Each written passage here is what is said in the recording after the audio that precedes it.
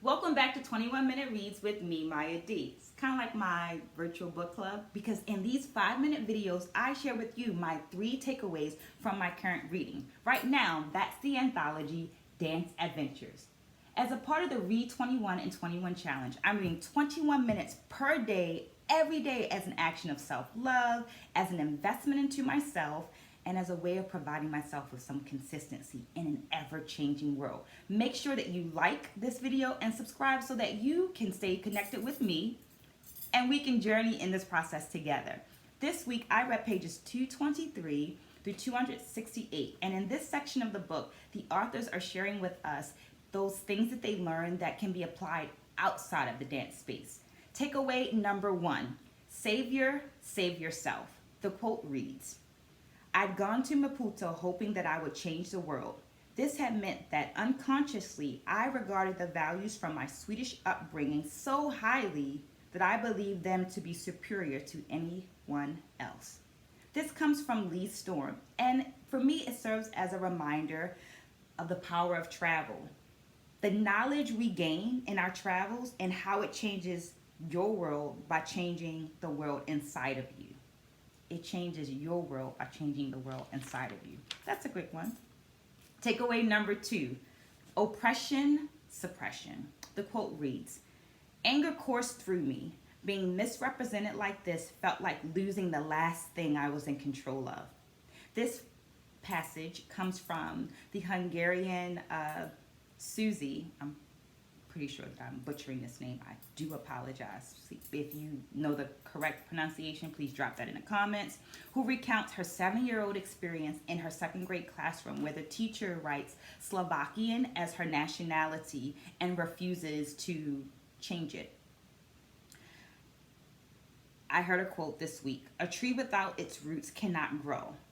And as a person whose lineage includes this kind of purposeful detachment from their roots, I felt for this little girl and anyone that has suffered from ethnic and nationality oppression.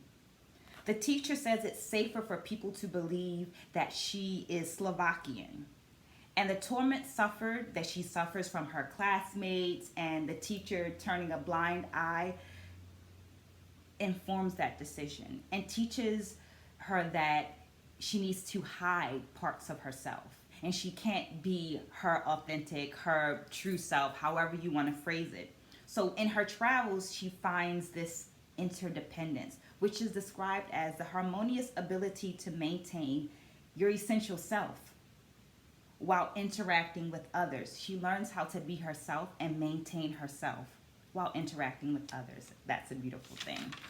Takeaway number 3, constipation. Holding on, holding in, and holding back. Helen Taki speaks of being constipated by the time she reaches the Casamas village. She credits it to tea time and the long travels and some other things, but I can't help to wonder if it's connected to her internal narrative of how dance needs to be. If her failure, to be vulnerable has her both holding back and holding in until her body forces her to be vulnerable. You gotta read the book to see exactly what happens.